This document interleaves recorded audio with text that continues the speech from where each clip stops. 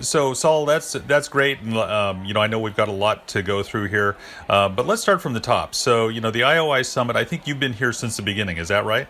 Yeah, that's right, Marvin. This is the second annual. Right, and I missed the first one. So, before we dig in, how do you think this compares to the first one? I missed last year's. Well, I enjoyed the event last year. It was great. They had what they called a hackathon, so they had developers. They brought in the investor type people, and then they brought in the realtors that work in the field, and it was good. And it was one of Bob Goldberg. He's the new CEO of NAR's. One of his dreams was to kind of put this type of event together, and they put it together.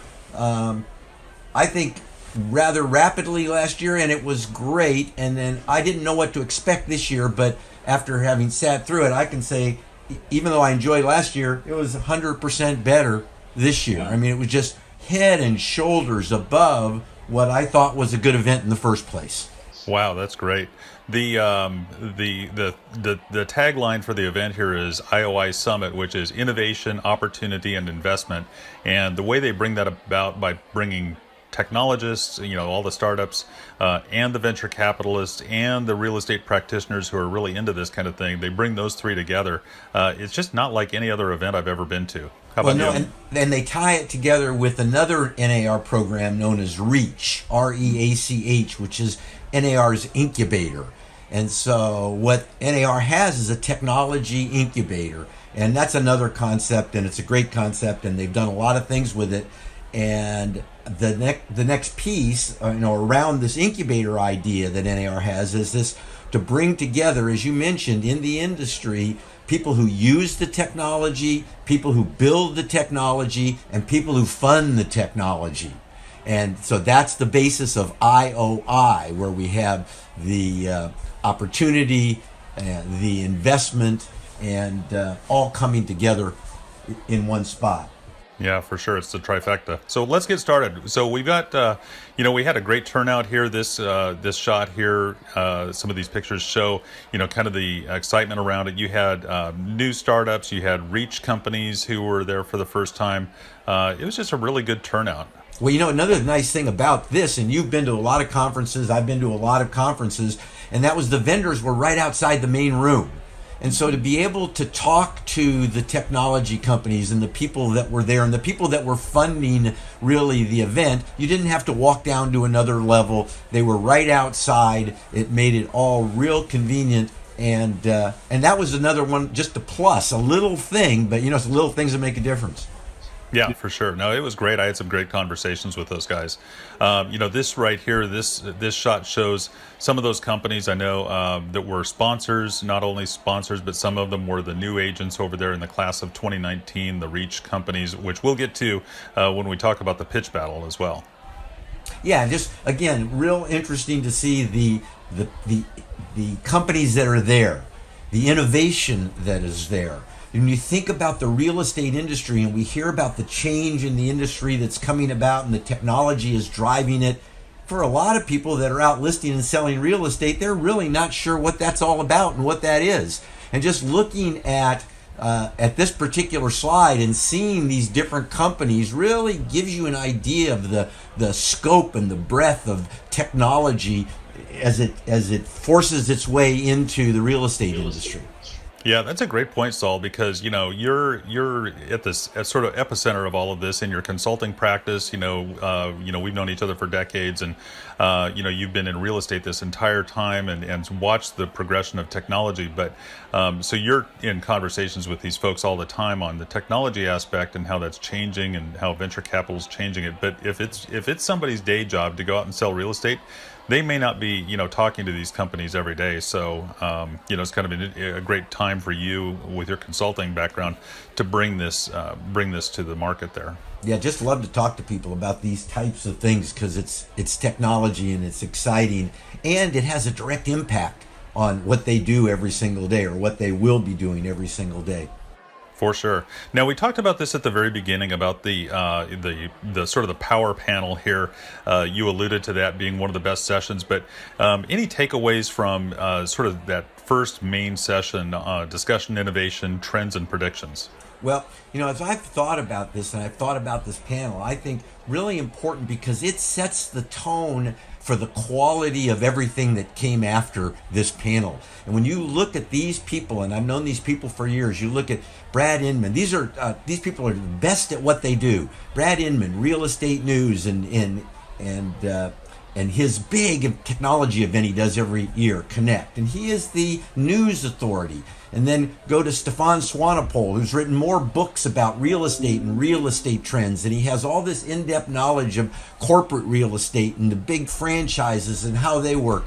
And nobody's done more research than Stefan. And then Marilyn Wilson, who's with the Wave Group, and she's been in the business 20 years. And really well known in the MLS world and in the association world and in the big broker world and consulting. And then Bob Goldberg, who started at an MLS before he got into and started to work at the National Association of Realtors back in '95. I actually worked with Bob. I actually trained Bob. He came to work on the RIN project, and I had gotten there a couple weeks before him, so I had like a 3-week head start, and he took over and was the liaison to Realtor.com. He had ended up running the Real Estate Expo, and last year he became the CEO. So you've got this, really, to me, an amazing panel. I've watched these people for the last 25 years, and you couldn't have started with more diverse, open discussion about what's taking place in the industry.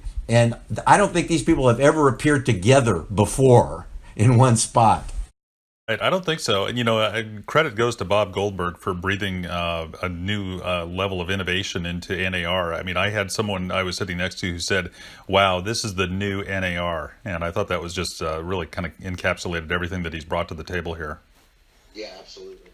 So going on to the next one, this is kind of where I walked in, and Steve Krause with DocuSign was talking with Glenn Shimkus, both a couple of entrepreneurs in their own right, and really have played key roles in bringing DocuSign to where it is today.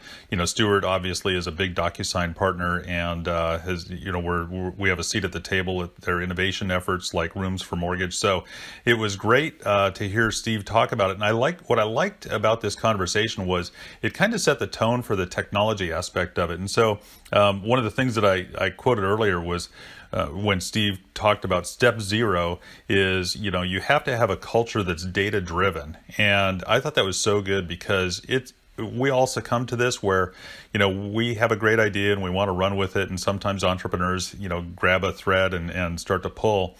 And really the key to DocuSign success, certainly in many startups, is get to the data. And he said that really the qualitative issues are, what happens if you walk away from a company and, you want to build a startup that transcends yourself. Very often entrepreneurs don't. But what was so interesting was talking about how, really the time that we live in right now is the instrumentation that's available to you as a realtor or a technologist to really determine what's working and what's not. That is unprecedented. Saul, I go back to when we used to send out postcards and farm flyers and things in real estate, and you kind of didn't know what worked and what didn't work. So this I thought was a great opener. Well, yeah, I really enjoyed it, and interesting to me is that DocuSign. I mean, everything we do contractually requires signatures.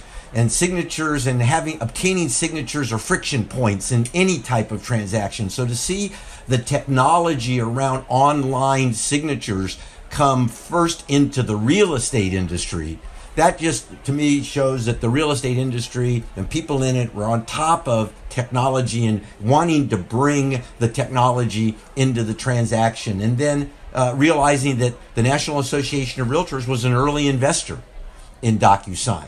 And so the universe of realtors benefit from this technology in multiple ways. For sure, yeah. Hats off to NAR for their insight on that one, being in early in that game. So the next one we had was the emerging home buyer with Google, and I have several pictures that I took of the screens here.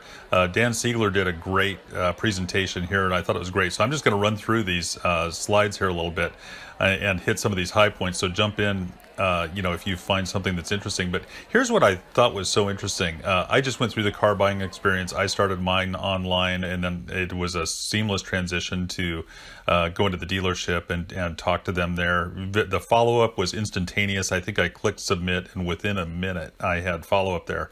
But real estate's even more so. That's 57% of those customers start their journey online. But with real estate, it's 75%. I mean, Saul, you've seen this everywhere, and the key role that online plays, and it's played out right here. Google has these stats.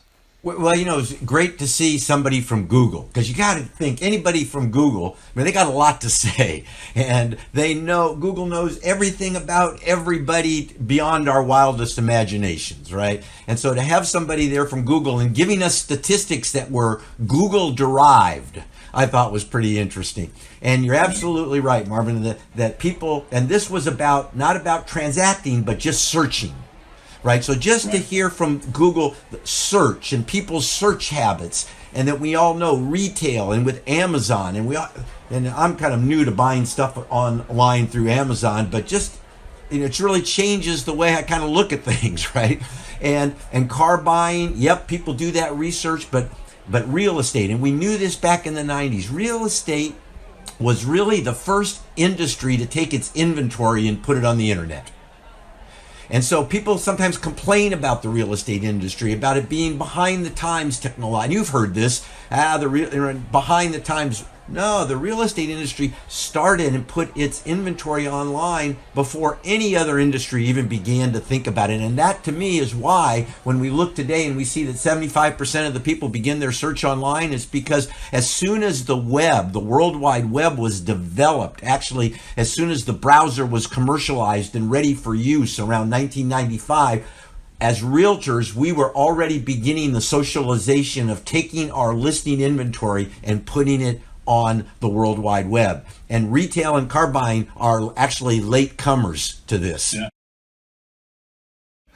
So here on the next slide, 9 billion U.S. real estate searches annually. Amazing figure, growing 5% year over year.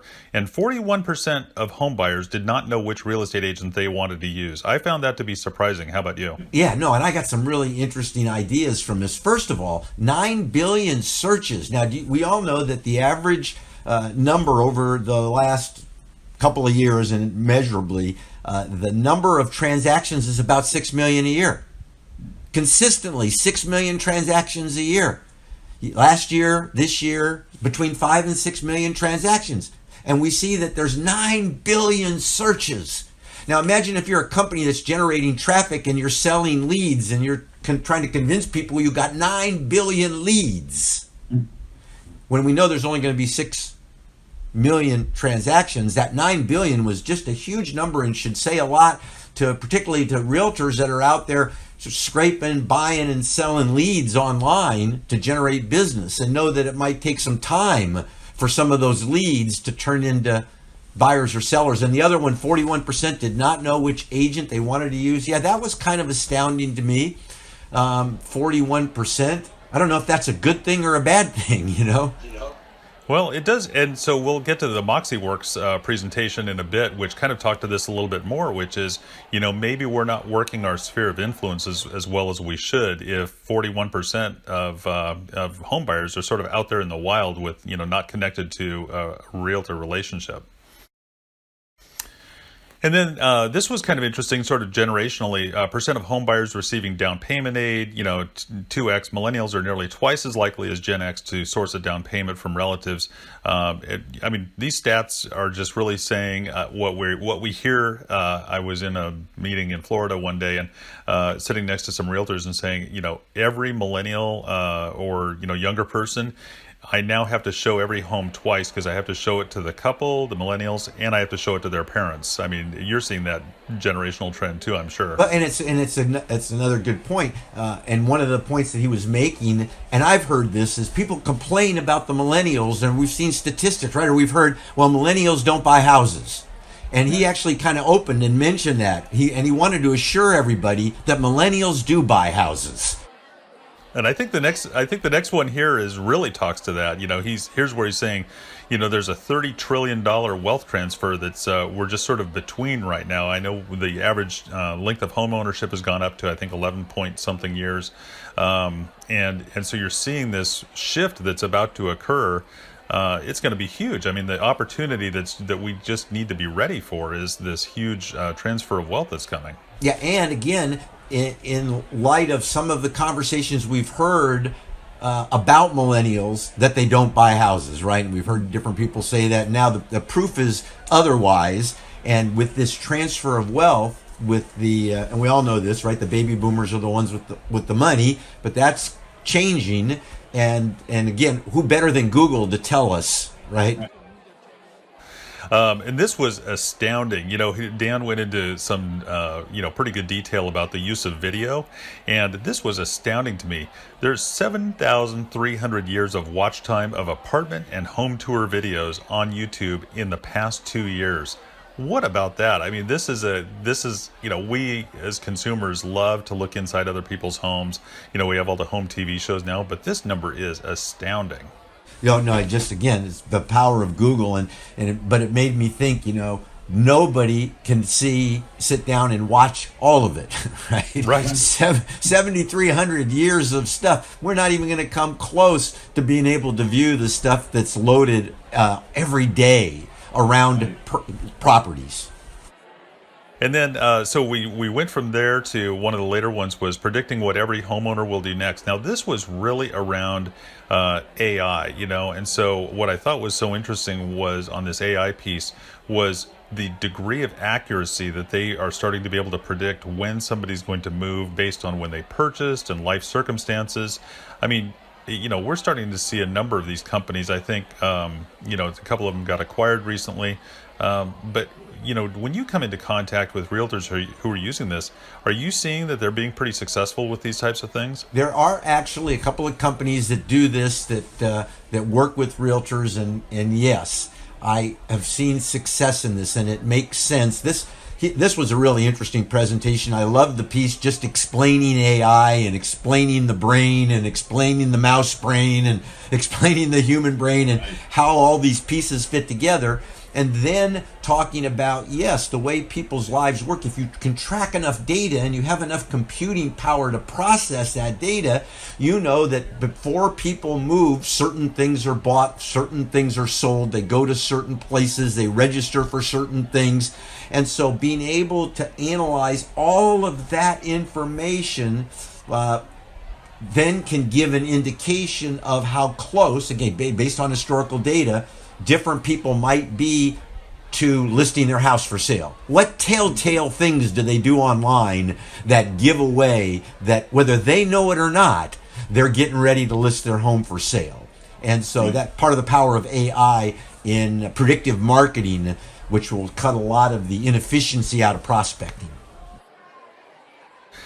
So then we get to sort of the main event, I guess I would say, is the IOI pitch battle. Now this was, I have to say, Saul, I came in with kind of low expectations, thinking that this was going to be, sort of one startup after another talking about their pitches. But the panel of judges was, I would say, like Shark Tank quality. These guys asked tough questions. You had several who are from technology. You had several who are from, venture capital. I mean, these guys were bringing it. No, absolutely. The panel was super. It was Alex Lang and Marilyn Wilson and Gino and the look at the list of the people there, really well versed in their particular areas of expertise, and they just asked great questions, and I think that the whole program was well constructed. It was disciplined.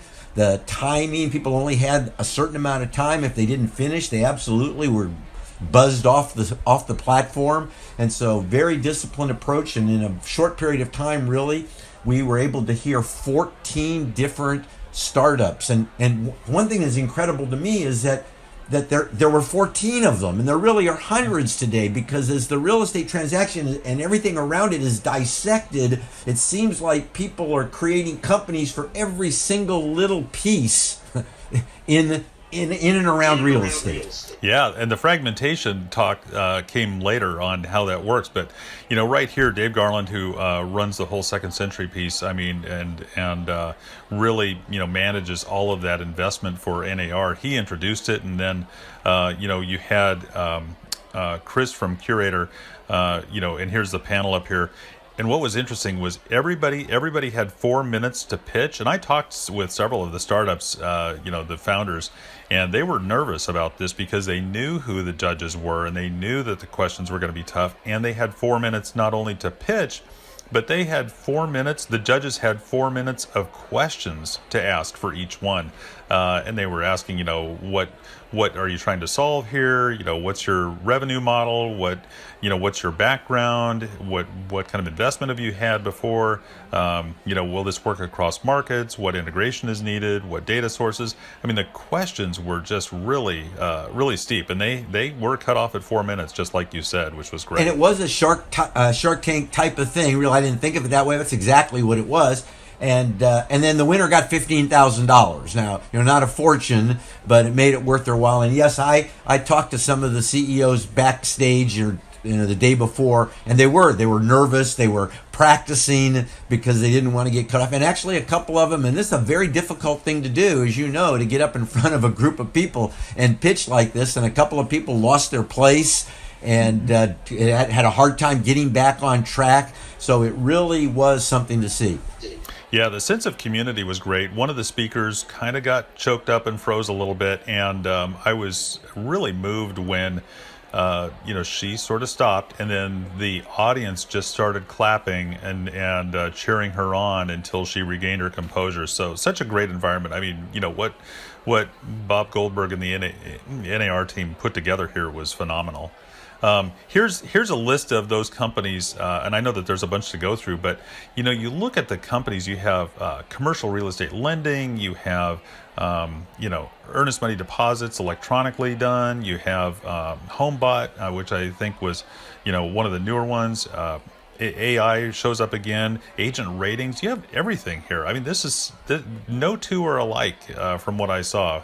What was your take on the widespread nature of this sampling? Again, it just validates the fact that there's so much technology coming into the real estate space to make everything about the real buying, selling, renting, all aspects, moving, all aspects to kind of bring those types of things together.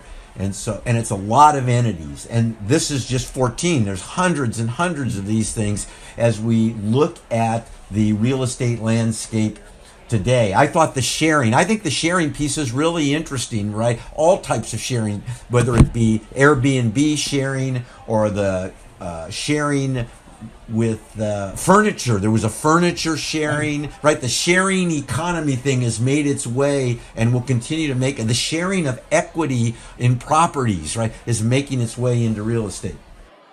Yeah, that was fascinating. Commercial real estate space is available for sharing now, and so if we want to go into a particular city and do a startup, but I don't want to sign a long-term lease, I can still get space by sharing. And then the one about the furniture for staging, and so they're going to have warehouses where if I'm a real estate agent and I have a warehouse full of furniture, and they said, show of hands of how many of you have a warehouse full of furniture, and a lot of hands went up. But that furniture sits idle if they don't have a listing that needs it or where it's a good fit.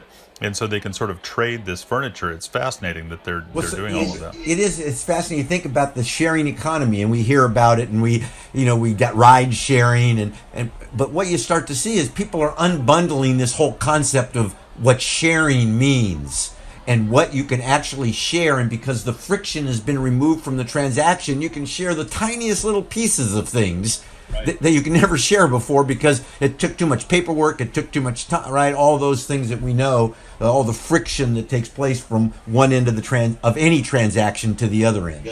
Right. Even if you could find the person to share with, who it's kind of like the 1031 exchange. Is you're never going to go find somebody who wants the exact property for an exact swap, most likely. And so Curbio took the prize, I think, and their pitch here is the pre-sale renovation experts agents trust. And the idea here was fascinating. Renovate now, sell for more, pay at settlement.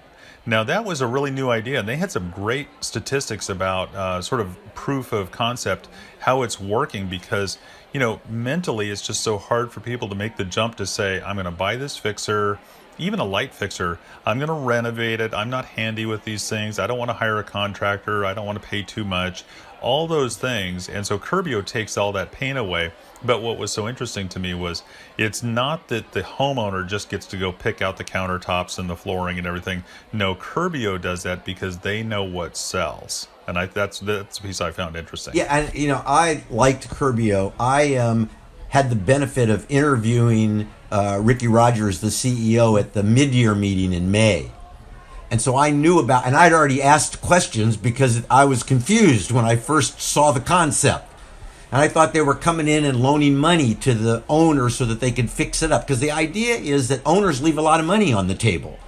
And so they don't have the time, they don't have the expertise, they don't have the knowledge. And so people come in, fixers, flippers, they are the ones that pick up the benefit and the equity. And homeowners, if they had a way, they could do this. And so Curbio was not a lender. They don't come in and lend. They're a renovation company. And rather than, say, if you were somebody who came in and they're licensed general contractors. And if somebody, I immediately when I had this conversation with Ricky back in May, I thought of, because I'm an old real estate instructor, I thought of mechanics liens. And she corrected me right away. She said, no, we don't file mechanics liens because mechanics liens might injure the credit of the homeowner. And instead, we'll put secondary financing on the property to cover the expense. And we are the renovator and we renovate it. And so I was something where, again, I'd not thought of being able to do that. I can see how technology takes that pain out. And when we talk about the changing real estate environment, and that realtors today, real estate practitioners have to find new ways to deliver service because of all the bigger companies that are delivering service.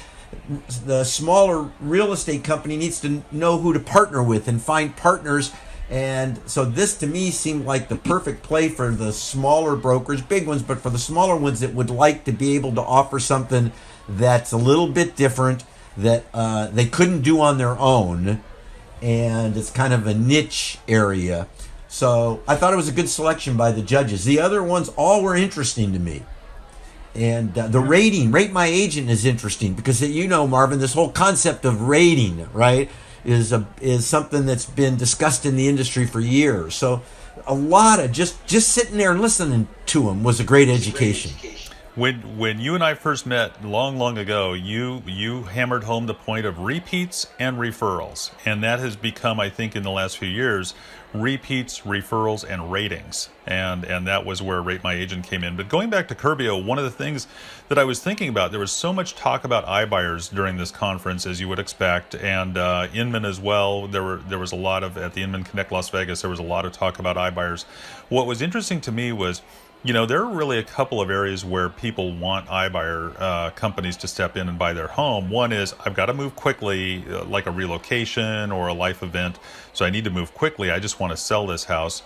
The other one is, the house needs some work, and I don't necessarily find myself doing that. And I think that's where Curbio could come in and kind of change that equation, because as a homeowner, I wouldn't have to put up the money up front, same as an iBuyer, but I might get quite a bit more for my home and when I sell it, because it's fixed up. But I would reap the benefits of that, not the iBuyer necessarily. Yeah, so again, that's another great point. As you look at some of these technologies, what they were originally created to do is one thing, and they might end up also being a solution in some other area.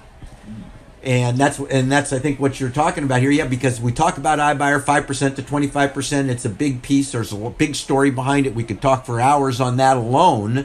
And you're right. For a part of that iBuyer conversation, this Curbio solution might be something that pushes people this way as opposed to the iBuyer way. Yeah, and Curbio has some cool tech behind it. We're not showing it here, but they have some cool tech where you can kind of keep track of what's going on and how it's going to look.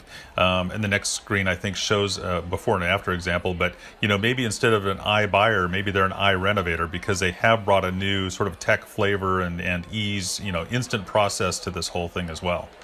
So here's the before and after picture that Ricky showed on the screen. Before Curbio on the left, very challenging to market. Certainly, I think every real estate professional would agree that maybe that color of, what is that, turquoise, might not appeal to everybody unless it's at the bottom of a swimming pool, maybe. But after Curbio, it's beautiful. It's easy to show. It's going to appeal to a much larger market. I thought this was just fantastic here.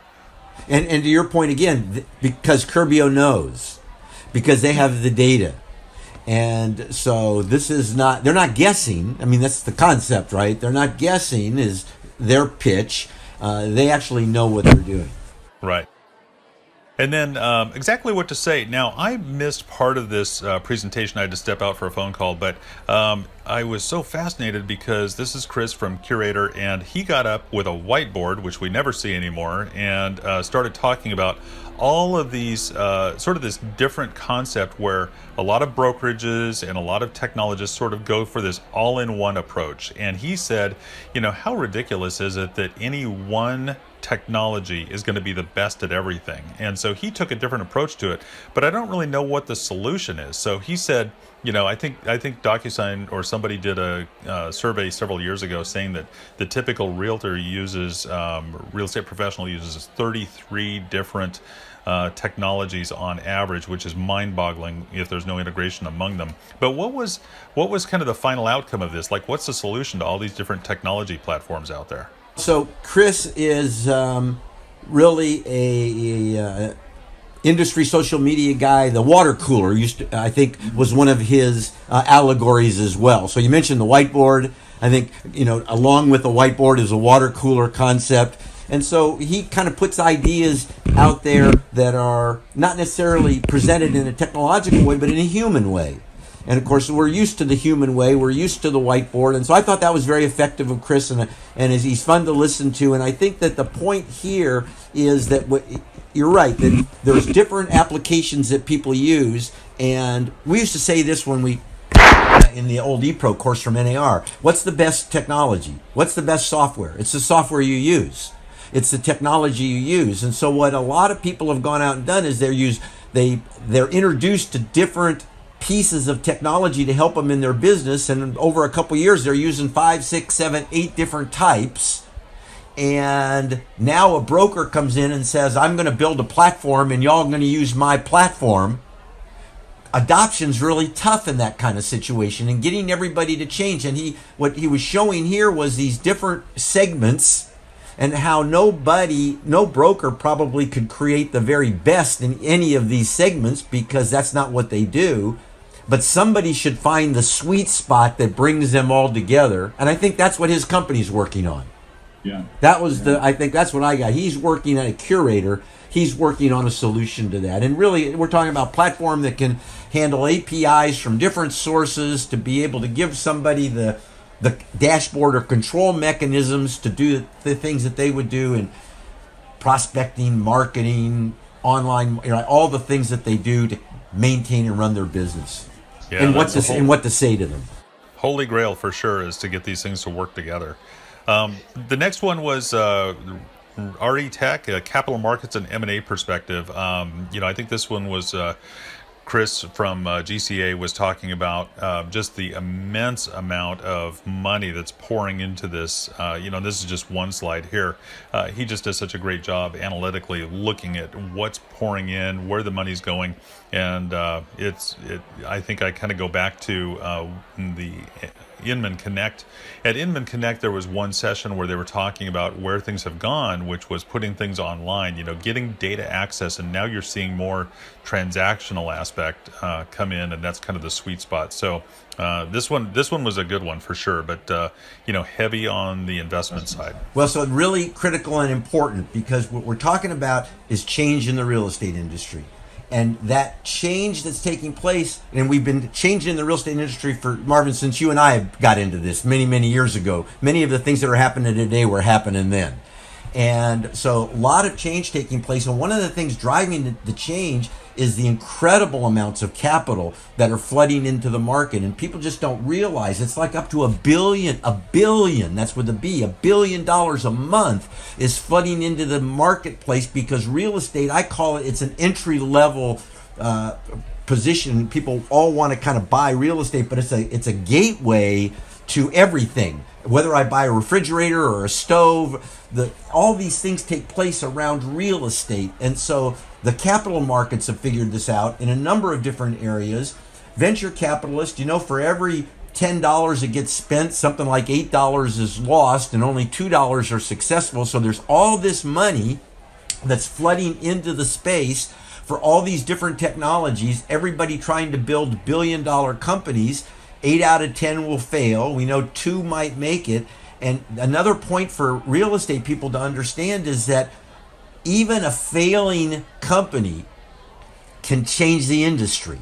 And so we can have a company come in and spend all this money and just keep spending and fail, but they will have had an impact. I'll give you an example. When I see all these commercials on television to reduce commissions, and I actually, some of these commercials, they say to the consumer that if you pay what they call a full real estate commission, that you're stupid.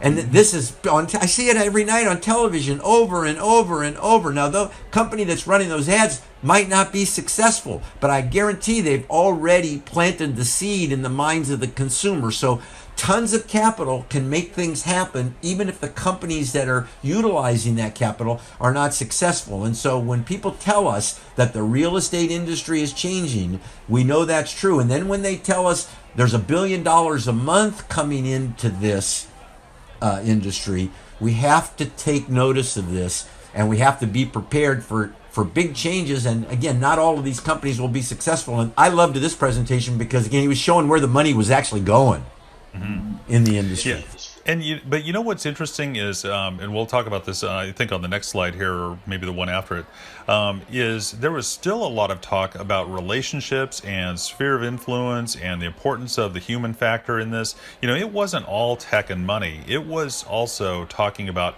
how we can make those relationships better. So it wasn't so one-sided in this conference, which was great. No, absolutely. And everybody recognizes, and it came up numerous times, and we talk about it a little bit, the fact that real estate is a people business. It's a relationship business. Relationships are built on engagement. Technology gives you new tools to engage. So, Saul, this one was a little bit of a takeoff on the last one. This one's Follow the Money, why prop tech is a major focus for investors. And so it kind of built on the last one. But what was interesting to me here was, Dave Garland had a great panel up here with a wide variety of venture capital investors. And what was so interesting to me was some will only invest in ongoing, profitable concerns that are really, later stage. Some were seed and pre-seed, where they get in really early and place their bets on kind of relative unknowns. I mean, you had some who really wanted to get into the transaction space. Some were really more about the most cutting edge technology, which was AI. It was, it was everybody. It was sort of all across the board. That was the beauty of this particular panel, is we actually saw we often hear the term VC. That's like a mythical creature, I think, right? And so we actually got to see people that this is what they do. They invest in companies, and to hear them talk about, and you're right, from different people have different interests and different expertise themselves, and will then specialize in certain areas, from the startup on the one side on the left with Dino, all the way to the other side with Scott Smith, who works with Constellation Realty Group, and they buy older seasoned companies. They don't buy startups. Right. And so just interesting to see all these money players. Yeah. And like you said, there's, as for every different type of technologist out there who's focusing on a very narrow segment, a very small piece of the transaction, now we have venture capitalists who also are very focused on niche areas, of their own, for their own investments. So the next one was open standards, where Sam DeBoard, definitely an industry veteran, totally gets it, is now over RESO, the Real Estate Standards Organization. And I thought this was a great slide here that he had up on the screen. This was Open Standards, bringing the smartphone experience to real estate technology.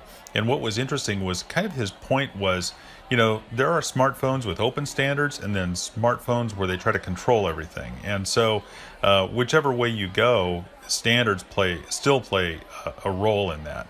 And here he had this slide here that said speed, efficiency, and innovation are all the benefits of it. When we all agree on at least a base standard, everybody wins. Faster conversions for Cloud Agent Suite, reduced implementation time at Remind. I mean, these are big numbers. Onboarding time cut in half at Stellar. Integrations are 10 times faster at Real Scout. So if we all agree to speak sort of the same language, everybody wins. No, absolutely. And it is a little bit surprising to me that we're still talking about standards in 2019. We started talking about real estate standards in 1995. I recall with the Realtors Information Network, we actually, working with a major consultant, Booz Allen Hamilton, created something called DXM, which stood for Data Exchange Method, which was about creating standards. And the reason that was important, and the example we used to use was when Top Producer, which was the primary CRM back in those days, when Top Producer came to your town, they had to adapt their technology to your particular MLS. Well, and then if you wanted to buy it, it cost you like $500. And it was like, why can't this be less expensive? Because every MLS they went to, they had to adapt their software to fit the MLS, and it was just costly to do. And so back in the 90s, the real estate industry through NAR was promoting the concept of real estate standards. Well, now many years later, they're talking, DXM was a data dictionary. We're still talking about a data dictionary. The organization that is behind this in the industry is RESO, the Real Estate Standards Organization. It deserves everybody's attention and everybody's support. And it's great having Sam run it. Sam's a great guy. He's a real estate broker and a tech guy. And he took over last year, I think, as the CEO. And the CEO before was also a great guy. He went back to running MLS. But this concept of standards is key to the industry and one that everybody needs to latch onto. And I think with these types of statistics that you covered, Marvin, that's exactly the message I think people got to start hearing over and over again to realize the efficiencies that come with standards. Saul, can you imagine how much better life would be if every real estate professional talking to a technology vendor said, is your software or your platform RESO certified? Yeah, RESO certified, exactly. To where the consuming real estate professional is looking for that. To me, it's no different than buying an appliance where it's got that UL listing on there. I have some degree of certainty that it's going to work when I plug it into the wall. That's kind of what we need in this business. The fact that real estate professionals spend so much time moving data back and forth, trying to get things to work together. Like you say, Saul, it's 2019. We need to accelerate this process so the tech just works and we can get back to the business of listing homes. So next one, everyone loves Katie Lance when she gets on stage. She brings so much energy. Here we were talking about all this real estate investment, all the technology, all of the innovation surrounding it, and then she gets up on stage and talks about really staying in touch with your people, staying in front of your people, being real with them. She really brings it home, and I'm glad I was able to capture this one picture because on the screen here it says katielance.com/content grid. She gives us away this content grid on here. Is there any real estate professional with a good sphere of influence that's not on social media anymore? It's like everybody has to be one way or another. Social media and just an extension of the human experience at this point in time. And because it's an extension of the human experience, some people know more about it than others. And so those realtors that figure this out ahead of time have got to step up. But it all goes back to the basic, and Katie touches on this. She's really good at this. Number one is you got to be able to create this content, and people don't know. They say, well, how do I create content? What are the subjects? Well, here are some ideas. Our life is content, and we just have to figure that out and put it to work. And then we have to realize that real estate's a relationship business. We all know that. Relationships are built on engagements, and if you think about it from the beginning of time, built on engagements, and there are different types of engagements, and engagements have different amount of there's different quality to engagement. We used to say the best engagement's face to face, and then the next thing besides face to face, then telephone. Right, and I'm pretty good on the telephone, and that's engaged. It's not quite as good because you can't see the nuance of the person, but telephone, and then we got fax, and people used to write. My parents maintained relationships. My parents' generation maintained long distance relationships, writing letters, because Right. a letter was an engagement, and so we have these human tools for engagement. Now enter social media, and what you now have is a number of ways to engage. So when you like something on Facebook, believe it or not, that's an engagement. Nobody else might notice that you liked something, but the person who wrote it, they noticed that you liked it, so you just engaged them. Well, how about the next one? When you comment on something, that's a deeper engagement. And you reply to a comment, that's a deeper engagement. It's relationships are built on sequences of engagements over time. Katie mentions the ultimate. I agree. When you share what somebody posted to other people, that's the real compliment. So you do these things every day online, and her point, well taken, be conscious. Have a content grid. Do it consistently. Repurpose your content. So it was wonderful having Katie in there with all this technology and all the money in the technology and all these things, and to kind of bring it back to what it's really all about, which is trust and confidence and human relationships.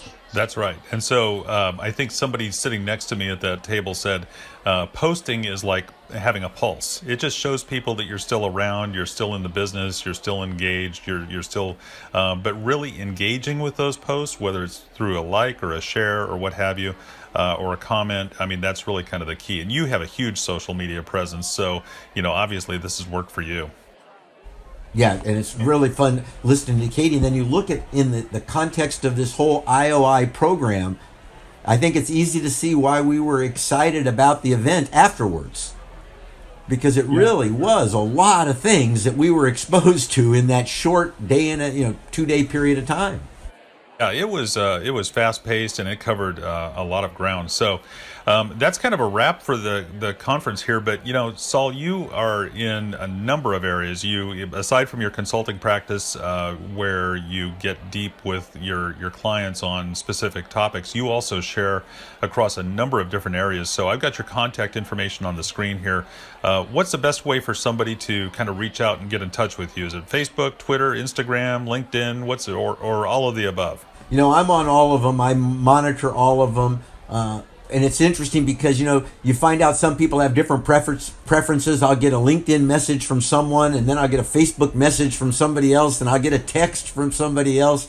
And so anybody that wants to contact me, I love to be a resource for people. And so if I can share any of the expertise I have in real estate, I'm always happy to do that. And LinkedIn's as good a place as any, but I'm everywhere. So it was great running into you, Marvin. It's been a while, and it was a lot of fun to see you there. Yeah, no doubt. Thanks so much, Saul. I mean, I appreciate you sharing all of your insights here. You just bring a wealth of information everywhere you go, and are so willing to share all the time, in across any of these areas. So, I would encourage anybody to reach out and follow you on Instagram, Twitter, Facebook, connect on LinkedIn. I think we're connected on all of those.